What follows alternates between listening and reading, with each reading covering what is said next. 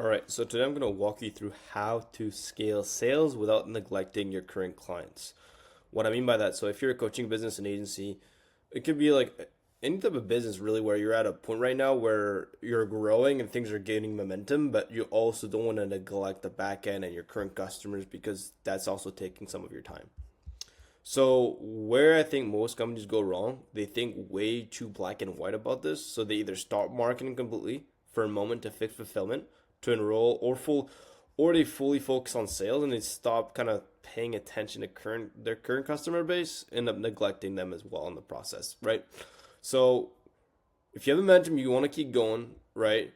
But at the same time, I also understand why some companies do stop because they want to make sure they don't negatively affect their reputation by burning their customers. But in my opinion, there's a way to navigate this. So, number one, in terms of sales, you want to keep the ball rolling. In my opinion, if you have good momentum, you don't want to drop the ball. But at the same time, fulfillment needs to keep improving on the back end, right?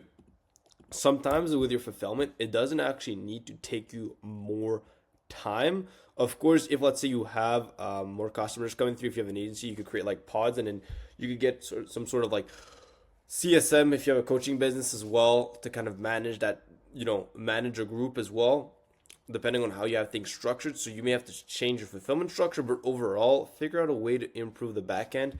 Send out forms to current clientele in order to collect feedback. Make sure you take action on making the product service as good as possible. So sometimes there's changes you could make that literally would take you no extra time but would increase their experience, right? If you have too many customers coming in, also know what to delegate as well, and know exactly what you may need to change in order to enroll more. Because you need to get an idea as well. It's like if let's say you're gonna get bottlenecked in the fulfillment, it's like where is that gonna happen?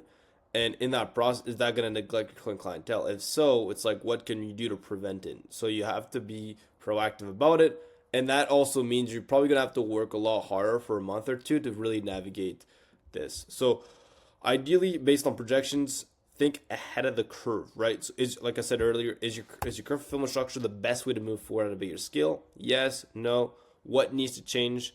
You need to make a key hire, figure that out. And I think the key is also knowing your numbers too. So based on the amount of customers you have coming in, how much, like, walk through your client journey as well, your customer journey, in terms of like what's going to happen for them once they enroll as a client into your database.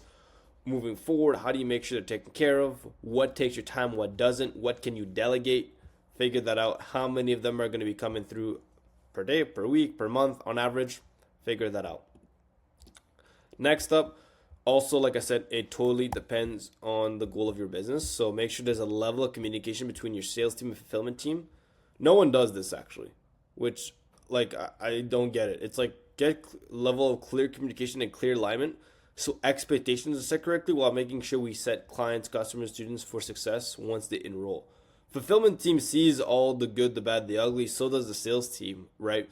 And if your sales team and fulfillment team are in alignment, they'll make sure they'll work together as a team. Of course, the sales team's incentivized to bring as many customers as possible, but they'll know what to say and what not to say in order to bring people in and setting them up for success. Of course, the expectation thing is big in the onboarding, but I actually think it's also huge in the sales calls as well. If let's say someone's expecting this and you're selling them the dream and you're overly pushing for a dream destination that's actually not realistic and you're not giving them the downside, I actually think that there's a level of dishonesty there. And so sometimes you're better off being super transparent, give them full picture, let them know what, like, and then from there, also as they go into the program, they have a much better mindset and much better frame going into it, right?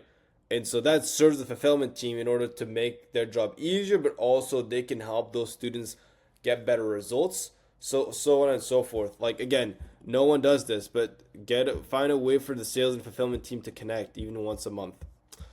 In terms of feedback form, you could use this one form I've created a while back.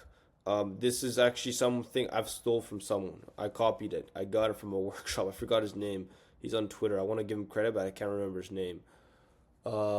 It's like op something. I have to find his name. Let me pause it right and let me find his name. I found him. So it's Ryan Booth Ops. I took one of his workshops a while back. You guys can check him out on Twitter. Shout out to Ryan. This form is highly underrated. I've used this to For clients, I've used it for myself. This just works really well. So you have their name. How likely would you be to recommend us to a friend slash peer? 0 to 10, scale 10 meaning 100%, 0 meaning no chance. So this is like an underrated way as well to get referrals, but also they're actually going to give you good feedback. What isn't helping you? What isn't helping you or isn't adding value that you think we should change or stop? What would you like to see us add to the program? A feature, something specific within the program or coaching calls, can be anything that comes to mind. This is like a really simple form. Put this together.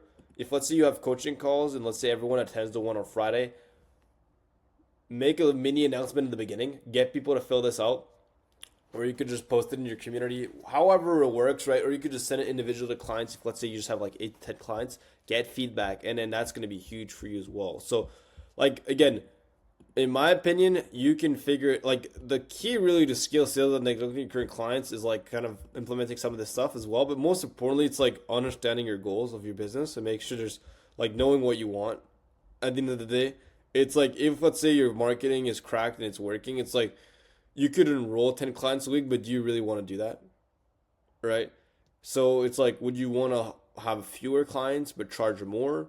Would you want to have a lot of clients but have something that's more productized so you don't have to spend as much time per client? If let's say you spend a lot of time onboarding a ton of people, do you think it would make sense eventually to delegate that and get someone to take care of the onboarding?